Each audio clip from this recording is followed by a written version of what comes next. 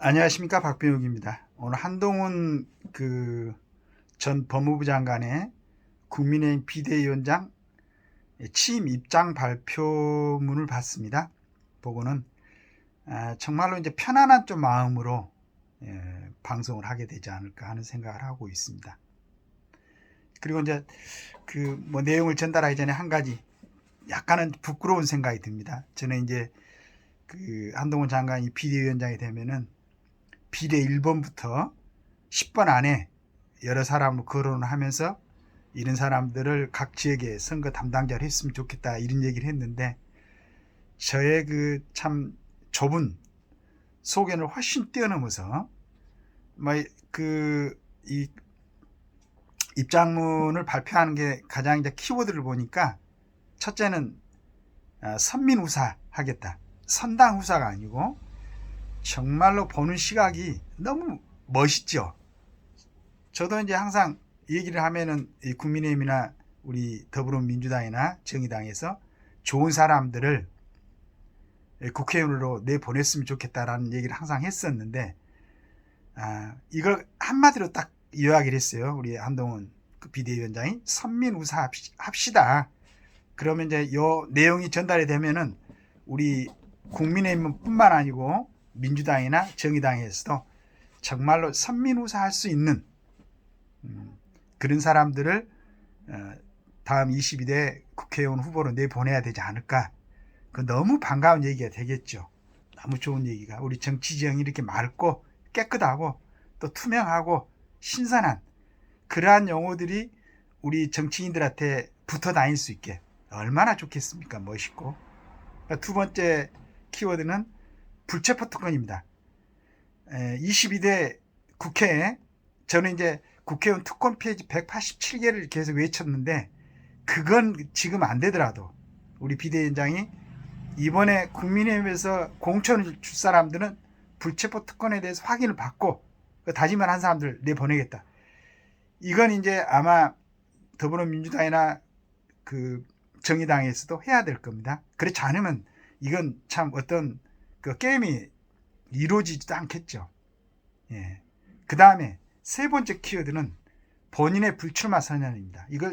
이 소리를 듣고 저는 깜짝 놀랐어요. 그리고 지금도 약간 아쉬운 점이 있어요. 왜냐하면은 우리 한동훈 비대위원장을 비롯해가지고 제가 지금까지 봤던 사람들, 즉 말해서 우리 윤석열 대통령의 정치 철학을 정확하게 국민들한테 전달하고 또 그런 내용들을 국회 안에서 혹시 선민후사가 아니고 자기 당이나 자기 개인의 어떤 영달을 위해서만 내치는 사람들을 좀 상대할 수 있고 제어할 수 있는 사람들이 22대 국회에서 활동할 수 있었으면 좋겠다. 물론 이제 비례대표들을 각 분야의 전문가들을 갖다가 국회로 보내가지고 그런 활동을 하는 걸 기본적인 이제 제일 처음 원칙을 했었지만은 그게 이제 여러분도 아다시피 아마 거의 활동을 잘 못하고 있죠.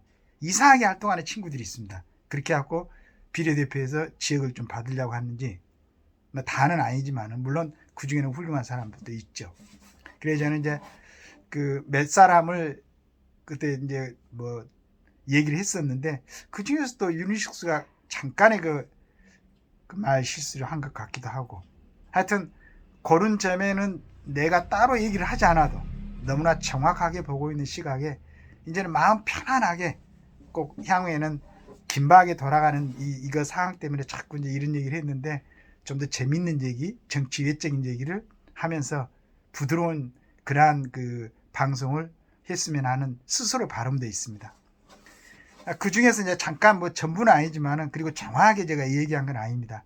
방송하는 거 잠깐 듣고, 그러나 오늘 했으니까 이제 이걸 갖다 남기려고 하는데, 정확하게 나라 망치는 다수당을 숙주하면서 386부터 686이 되도록 똑같은 영수증을 제출해놓고 맨날 그 대가를 받으려고 했던 이런 세력들을 척결하겠다.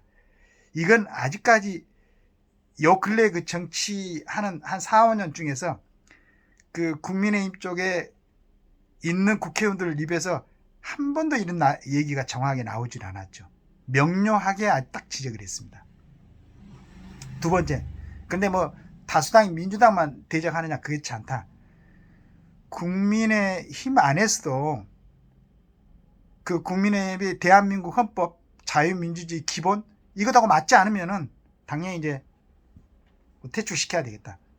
그러나 만약에 내년에 그 이제 후보도 공천하면서도 절차적인 민주주의 정확히 지키고 공정한 경쟁 보장을 시키고 누구나 들어올 수 있는 이제 그런 개방을 해가지고 정당하게 경쟁을 시키겠다는 얘기죠. 얼마나 멋있는 생각입니까? 이게 꼭 지켜지도록 지켜보기도 하고 우리가 이제 박수를 쳐주고 그 다음에 본인들이 한번 돌아보시고 지금까지 뭐 3선, 4선, 5선 하신 분들 중에서도 진짜 또 그 중에서도 괜찮은 사람들이 있죠. 그러면 자기가 지금까지 해왔던 정치 역정을 꾸밈 없이 내놓고 또 새로운 신진 세력들하고 정당하게 경쟁을 해가지고 공천을 받을 수 있으면 받는 것도 나쁘진 않다고 생각합니다. 외부의 세력들하고는 자유민주주의에 대한 선의만 있다면, 그냥 자유민주주의에서 무슨 자기의 어떤 정치적인 어떤 욕심이라든가 자기 패거리들의 욕심이 아니고 정말로 자유민주주의에 대한 그 선의가 있으면 다양한 많은 사람들과 같이 하겠다 그랬는데, 저는 이 부분에서 자꾸 이제 예전에 그 뭐 이런 분들을 갖다 얘기를 했었죠. 강화문 태극기 부대 세력들, 특히나 이제 고영주 변호사 같은 분들, 저는 정말로 이분은 존경합니다. 이분은 정말 우리나라 정치사에서, 그 다음에 장기표 선생 같은 분들, 이런 분들이 자유민주주의에 대한 정말로 뚜렷한 선의가 있다.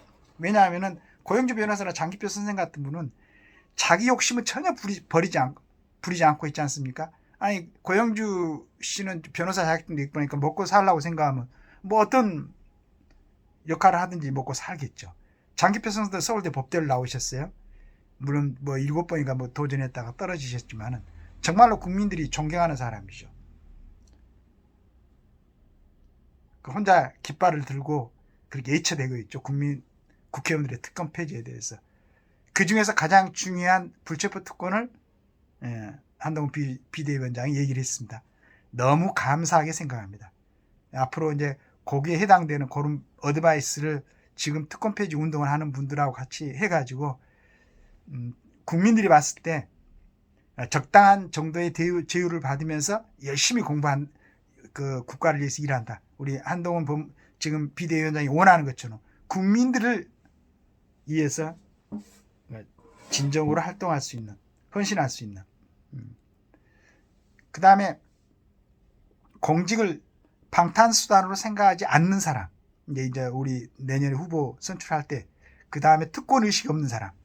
이걸 특권의식이 없는 사람, 이제 불체포 특권은 이걸 했으니까, 그 다음에 나머지 좀 국민들이 볼 때 좀 속이 시원할 수 있도록 187개 전부는 안 될 수가 있겠지만은 우리가 이렇게 양보를 한다.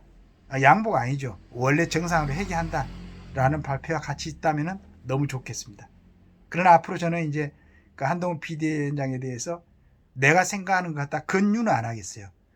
훨씬 더 깊고 넓은, 그다음 아주 그 총명한, 물론 정치 지형에서 지금 이 산뜻한 얘기가 그대로 지켜질지는 의문이겠지만은 우리 열심히 활동하고 있는, 그리고 이제 한 그룹을 더 만나야 될 그룹들이 있는데, 며칠 동안에 뭐 유명 일간지 같은 데서 전부 여러 가지 뭐 한동훈에 대해서 무리한 요구를 하고 그 뭐 그대로 하면은 여러 가지 척을 질 수 있는 뭐 이런 얘기들을 하고 그랬었는데, 거기에서 그 언론들을 꾸짖다가 정말로 정면으로 대항해가지고 뭐 예쳤던 사람들이 있어요. 유튜버들이 있죠. 유튜버들 영향도 대단합니다. 그리고 내가 볼 때는 지금 어느 언론보다도 정확하게 상황을 갖다가 깨고 그 다음에 현실적으로 뛰고 부딪히고 뭐 이런 분들이 있어요. 여러분들은 반드시 만나가지고 뭐 이 사람들의 의견을 뭐 직접 만나지 않아도 정말로 유튜브를 통해서도 아마 청취할 수 있고 참고를 할 수 있을 겁니다. 그건 뭐 내가 얘기를 앞으로는 안 해도 이제 마지막으로 얘기하는 겁니다. 이런 부분은 충분히 참고할 수 있을 거라고 생각합니다. 그 다음에 이제 끊임없이 이제 뭐 특검에 대해서 내지는 윤 대통령이든 뭐 이 사람들은 앞으로 이제 윤 대통령의 뭐 이런 걸 가지고 또 데모도 하고 할 텐데 저는 그렇게 생각합니다. 무엇보다도 이렇게 멋있는 비대위원장을 우리가 만날 수 있는 것은 윤 대통령의 용인술이죠. 맥기술을 그때 건너뛰어 가지고 법무부 장관을 시켰죠. 대단히 준비되어 있고 정말로 보기 드문 사람인데, 그러나 윤 대통령이 이 사람을 선택해서 법무부 장관을 시키지 않았으면 이걸 갖다 우리한테 우리가 볼 수 있는 그런 기회가 없었죠.